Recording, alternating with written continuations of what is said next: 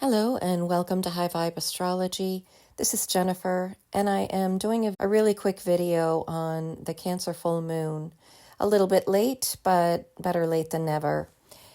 For those of you who may be tuning in for the first time, I just want to mention that I read charts drawn up from my location as an event chart because I believe in the microcosm-macrocosm connection.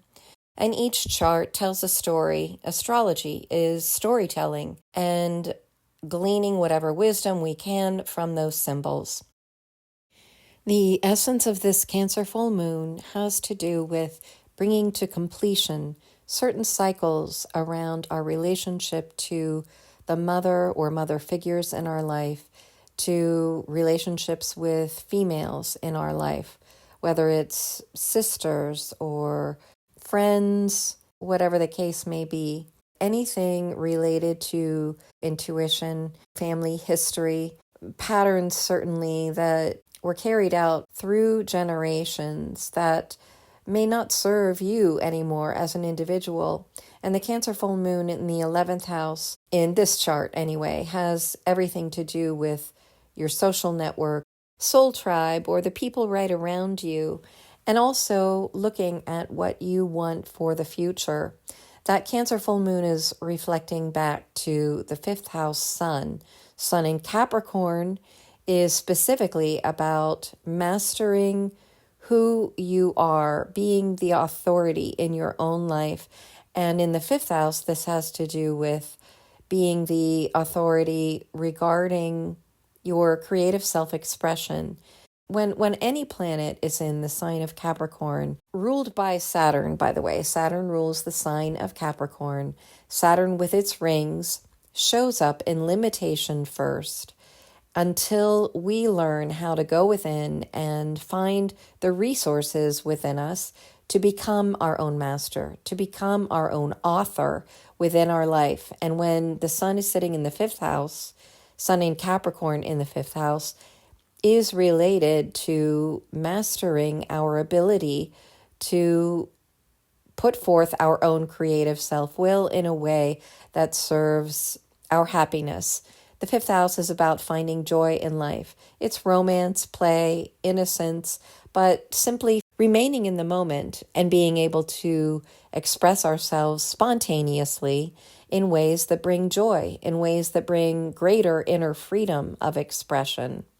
So this is what I see with this Cancer full moon, at least in terms of the relationship between the conscious and unconscious, sun and moon, and what that is teaching us insofar as this particular lunar cycle. When we're talking about the 5th house nature, this is really about tapping into the inner child and our innocent, joyful nature, which really is our natural state of being.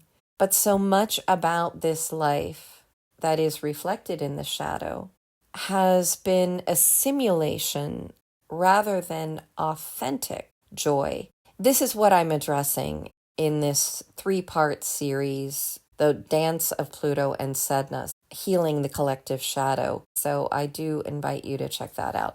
Because the interesting parallel between that series and looking at the discovery chart of each planet, Pluto and Sedna, in each one of those charts, we have Leo rising, and we have Leo rising in this chart as well. So with Leo rising, the chart ruler becomes the sun, and the house position and sign that the sun is in gives us a lot of information on what exactly is in need of healing. These are the things that I am addressing in the 3-part video on healing the collective shadow, but it is also relevant to this particular chart with Leo rising and the sun in Capricorn in the 5th house, opposing that full moon in Cancer in the 11th.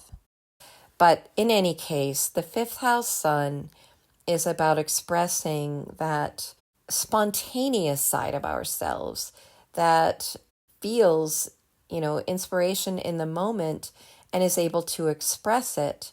But in this dynamic between the Cancer full moon in the 11th and the 5th house sun, that 180-degree full moon which does bring cycles to completion, there may be some things that come up that reveal to us, that reflect back to us from that Cancer full moon, just what it is we are not yet able to spontaneously or comfortably express. And those are the things that we are learning to heal, that we are learning to give voice to and expression to. The Capricorn sun can be fearful or inhibited, but the sun in the fifth house really wants to be uninhibited. So that's part of the dynamic that we are learning to heal.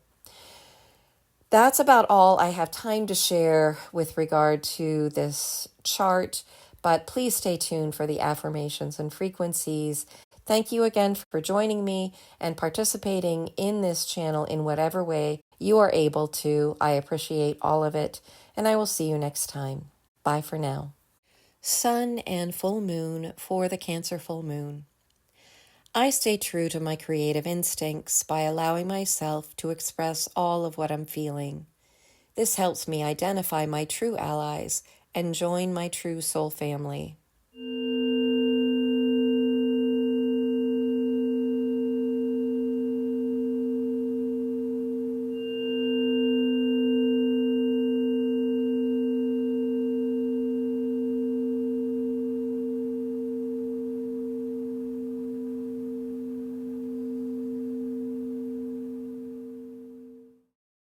Sun, Saturn, and full moon for the sextile and trine from Saturn. As I master my emotional nature, I free myself and my family from the same old karmic patterns that our evolutionary purpose has long since outgrown.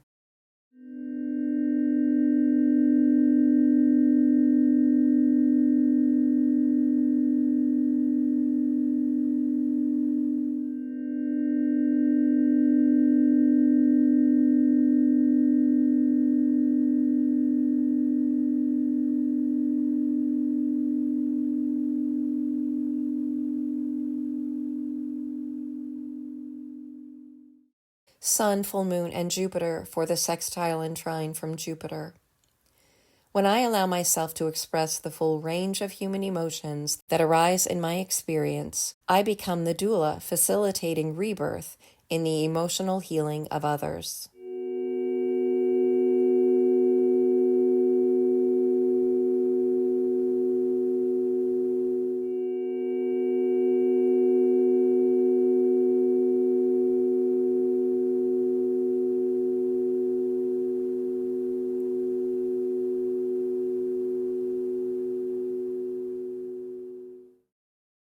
Mars, Mercury, and Neptune for the conjunction and square.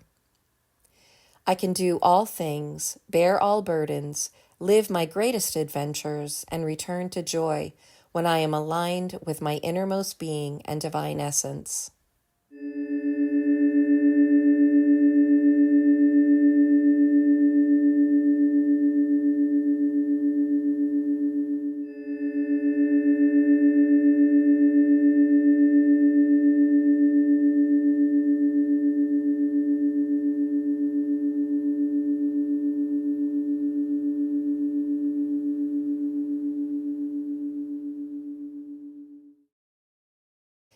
Venus, Pluto, and Sedna for the sextile and opposition. Our individual and collective divine feminine essence is experiencing the greatest rebirth of our lifetime. It is only by acknowledging our shadow natures that we can fully understand and integrate our true and authentic divinity.